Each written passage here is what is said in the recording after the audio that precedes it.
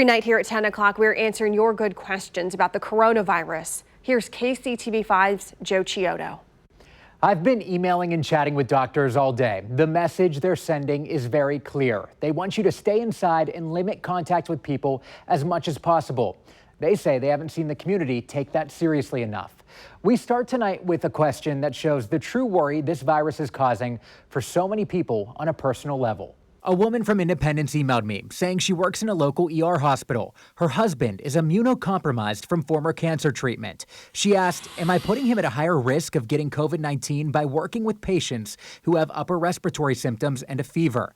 She's not willing to risk it, she says, because while she could recover, he could not.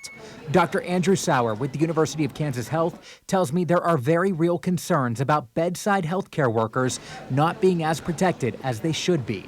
He says her concern is valid. There is data showing cancer patients have increased risk.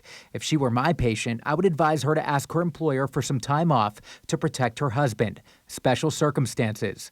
But Secretary of Health for Kansas, Dr. Lee Norman, offered some hope. He says wearing personal protective equipment greatly helps. He says if she dresses appropriately, he wouldn't worry. Our next question, is it true you should not be taking ibuprofen or Tylenol right now?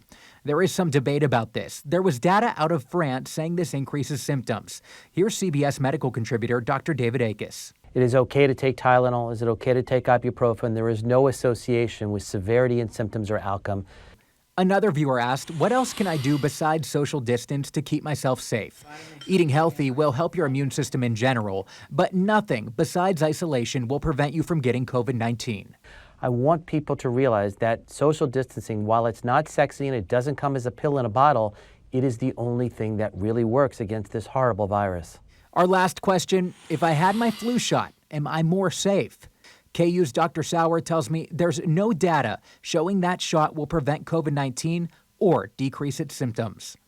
But he says you still must get one, and he hopes after this more people will. Here's why. A big reason the flu shot exists is to reduce the amount of patients in the hospital. That way, if something major happens, say a pandemic, there's enough room to treat the severely ill. It's one reason why doctors are now getting nervous. If we don't get ahead of this by social distancing, they will eventually be overwhelmed. Joe Chiodo, KCTV5 News. And tomorrow night at 10, Joe will have another report. If you have something to ask him, you can email him at goodquestion@kctv5.com.